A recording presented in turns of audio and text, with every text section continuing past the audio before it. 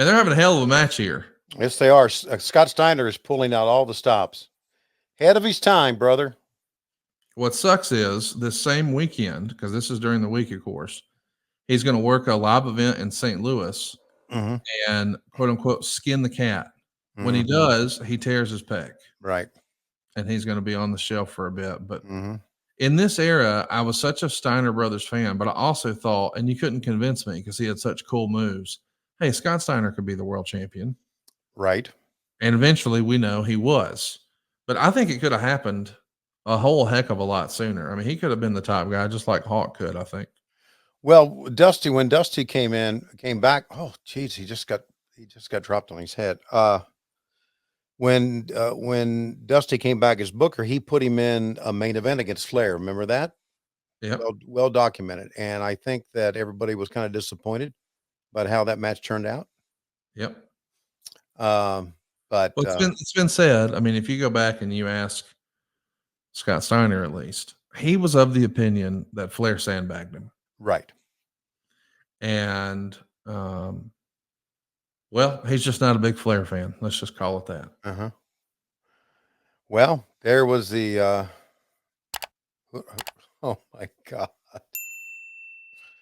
Here comes a couple of workers from from the sanitation department, or a couple of cabbies. Dick Slater and oh Jesus. Oh God. Slater and Murdoch, the two dicks. Is that what you're calling them? The two dicks? Well, I mean, it's Dick Slater and Dick Murdoch. There are two of them, and their name is Dick. The name is the Hardliners. Ah, okay. By the way, next up we got Diamond Stud, who we know is going to go on to be Scott Hall. Kind of fun that he's on the same show with Oz. He's going to be taking on Tommy Rich. Now I know what you're thinking. Wait a minute, didn't Oz wrestle Johnny Rich? Yes. Right. And a handful of matches later, his future best friend and tag team partner, Diamond Stud, Scott Hall, is going to wrestle Tommy Rich. Mm-hmm. Here's what's fun to me, though. When he hits his finish, that he being Diamond Stud, pronouns pal, it goes 1 minute and 49 seconds. Meltzer would say, with the Diamond Death Drop, and then in parentheses, he says, an Argentinian backbreaker dropped into a powerbomb type move. Argentinian backbreaker? Dave was ahead of his time, wasn't he? Holy shit, Excalibur. What did you say? The Argentinian who's ever even heard of that shit? Dave Meltzer. Dave Meltzer back then was the smartest man in America. And now it's Excalibur, but back then it was what's his name again? Dave Meltzer. Okay. Oh, I thought you were saying Excalibur. I was like, you may say his real name? I don't think we're supposed to say his real name. No.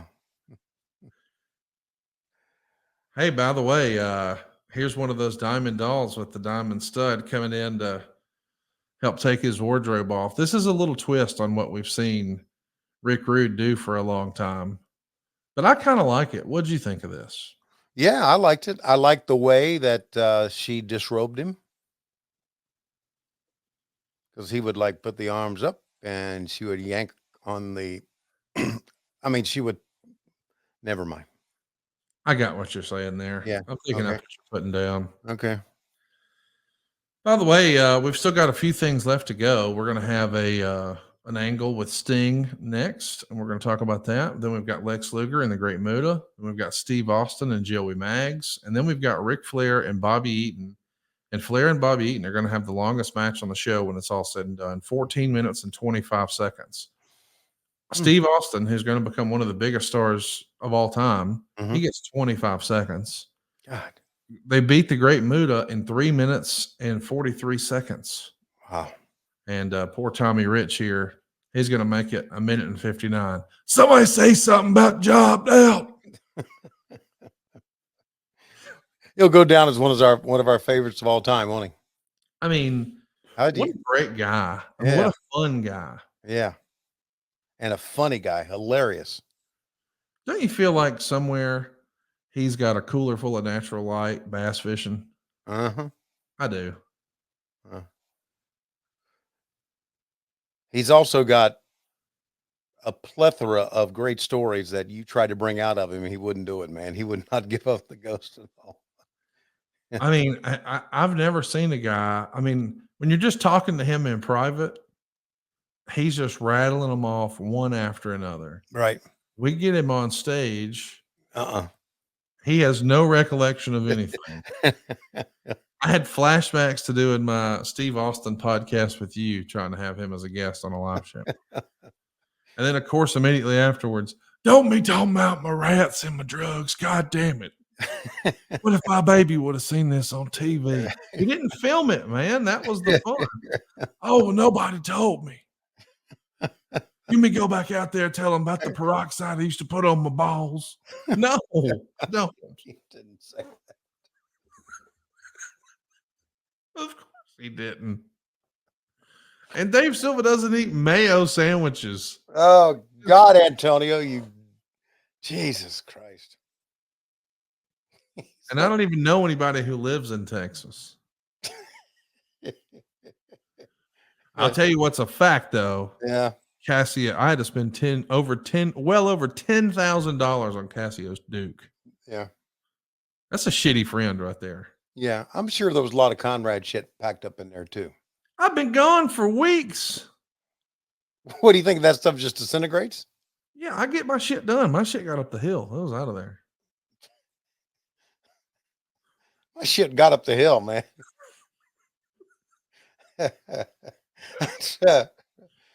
All right. So this angle right here, check this out. Okay. Do you know who that kid is? Jim Ross. No, not the elderly man. Okay. The young person dressed like Sting. It looks like I recognize him for some reason. So this is a winner of a fictitious Sting look-alike contest. So the contest never happened, but we're saying that it happened, and this kid won. Okay. That's Kevin Sullivan's son, Ben. Wow. I didn't even know Kevin Sullivan had a son. Yeah. He had a daughter that actually grew up with Megan. I mean, they remember every time I talk to Kevin, like in real life, he remembers going to the beach with her when she was young, and Megan does too. So they had some fun little family memories, the Flea Hairs and the Sullivans. Yeah. Do you mean we actually worked this promotion?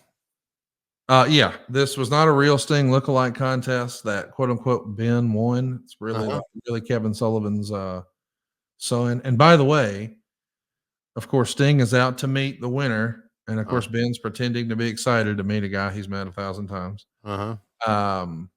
And of course, that means Nikita's coming and he's going to attack Sting during the segment. And he's going to glare like he's about to beat up the kid. Look at this. So he's got the chain, the Russian chain wrapped around the arm, hits a lariat, the sickle. Gonna get his heat back. They lost when he did the job.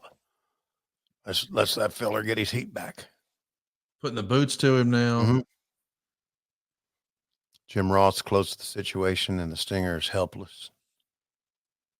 Oh, somebody's got to get in there. Oh, rubbing the paint. That's awesome. I like that. That's a little thing, but I like that. Yep, I do too. Now, by the way, that is Ben's real life mom right there holding Ben back. So shout out to Kevin Sullivan. That guy could sell. Oh, man. Yeah. She gonna jump over herself there. She jumped the guardrail to protect her son. Doug Dillinger is going to step in between because Nikita is threatening to beat up a child. What's wrong with us? We got a worker promotion and we're going to beat up a kid? Let me just say, there's not enough threatening to beat up kids in wrestling today. No, we not at all. We need somebody on the AEW roster. Oh, look at Ben checking on his hero Sting now. Stinger said we worked the show. You okay? You see my mom, how good she looks. She's a beautiful woman. Don't know why she married Kevin Sullivan. Because he's shorter than I am. My daddy's 6 inches shorter than me, and I'm only 12. Oh, God. Listen to you. How is Sully doing? You talk to him much? I'll talk to you off air. Oh, boom. No, just I was asked not to talk about it. So okay. I'm not going to talk about it.